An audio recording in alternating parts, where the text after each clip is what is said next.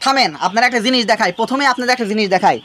এখানে দেখেন কিন্তু ব্রয়লার, সোনালি বা কক যারা পালেন, হাঁস, পায়রা এবং হচ্ছে এই যে আপনার এখানে দেখেন ওই যে মুরগির ঠোঁট কাটা হয় সেই প্রথম অবস্থার, মানে এই যে কাটা হয়, মানে আবারও বলতেছি, আপনার সোনালি, ব্রয়লার, হাঁস, পায়রা এবং সব মুরগির জন্য, অর্থাৎ এই পাখি জাতীয় যে কোনো জিনিসের জন্য ওষুধটা কাজ করবে।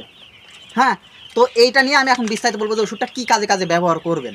তো প্রথমে একটা জিনিস বলি আপনাদের, মুরগির মানে সেটা হোক ব্রয়লার, সোনালি, কক, যেটাই হোক, তো এইগুলো দেখবেন কিছু মুরগি মারা যাচ্ছে, তো মারা যাওয়ার কারণ খুঁজে পান না, কিন্তু মুরগির শরীর অতিরিক্ত পরিমাণে গরম, অতিরিক্ত পরিমাণে গরম, যে গরমটা মানে আপনারা হাত দিলে বুঝতে পারেন যে মুরগির শরীর মাত্রা অতিরিক্ত গরম হয়েছে, মানে মানে স্বাভাবিকের তুলনায় অস্বাভাবিক গরম।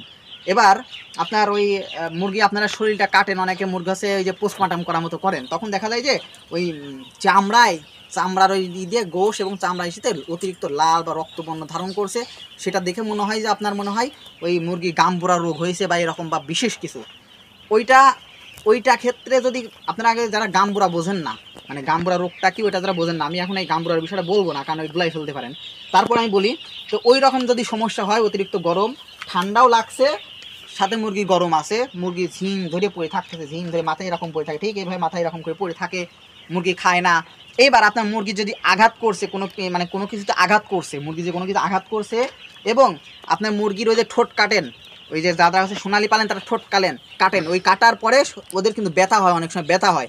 তো এই ক্ষেত্রে আবার দেখবেন মুরগি ঠোকাঠুকি করে, অতিরিক্ত ঠোকাঠুকি করে আঘাত প্রাপ্তেছে, সেই ক্ষেত্রে আপনারা এই ফাস্টভেট ট্যাবলেটটা ব্যবহার করতে পারবেন।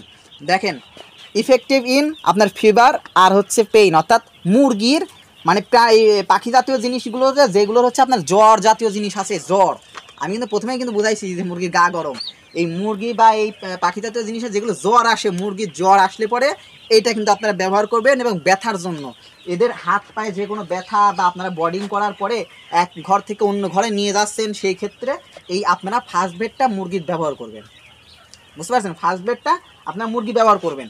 এখন আপনাদের মানে এই জিনিসটা যে শুধুমাত্র এর জন্য, অর্থাৎ পাখির জন্য তা না, কিন্তু এটা কিন্তু গরুর জন্য আপনারা ব্যবহার করতে পারবেন, তবে গর্ভবতী গরুর ক্ষেত্রে একটু হচ্ছে আপনার মানে ঝুঁকি থাকতে পারে, তো এটা মাথায় রাখতে হবে। এখন আপনাদের যে জিনিসটা বলছিলাম, এটা হচ্ছে ব্যবহার করবেন আপনারা কীভাবে। হ্যাঁ, ব্যবহার করার আগে আপনাদের একটা জিনিস মানে আমি আপনাদের দেখাই, সেটা হচ্ছে যে কী ধরনের, এটা আমি একটু আপনাদের পড়ে শোনাই, যদিও আপনারা চাইলে এটা এখান থেকে পড়ে নিতে পারেন, ভিডিওটা একটু অফ করে, তারপরে আমি পড়ে শোনাই।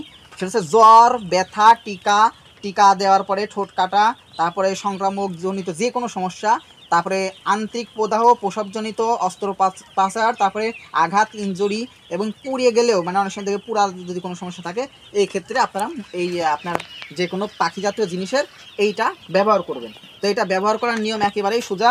আপনারা হচ্ছে মনে করেন যে 2 লিটার পানিতে 1 গ্রাম ব্যবহার করবেন, অর্থাৎ 1 লিটার পানিতে আপনার হাফ গ্রাম এটা ব্যবহার করবেন, বেশি কিন্তু ব্যবহার করা যাবে না। এটা হচ্ছে মাত্রাটাই, এই দেখেন এখানে লেখা আছে আপনার 1 গ্রাম 2 থেকে 3 লিটার খাবার পানিতে দিতে হবে। হ্যাঁ, তো কিন্তু আমি আপনাদের বলবো যে আপনার হাফ হিসাবে ধরবেন, অর্থাৎ হচ্ছে 1 লিটার পানিতে হাফ গ্রাম করে আপনারা এই পাউডারটা মিশায় আপনারা খাবেন। এটা ছোটো প্যাকে আছে এই ফাস্টভেটের, এটা হচ্ছে প্যারাসিটামল বিপির, আপনার হচ্ছে হচ্ছে আপনার এইটা হচ্ছে একমি কোম্পানির। আপনারা হচ্ছে ছোটো যে প্যাকটা আছে ওটা নেবেন, যাদের হচ্ছে অল্প কোয়েল পাখি টাকি আছে এই ক্ষেত্রে।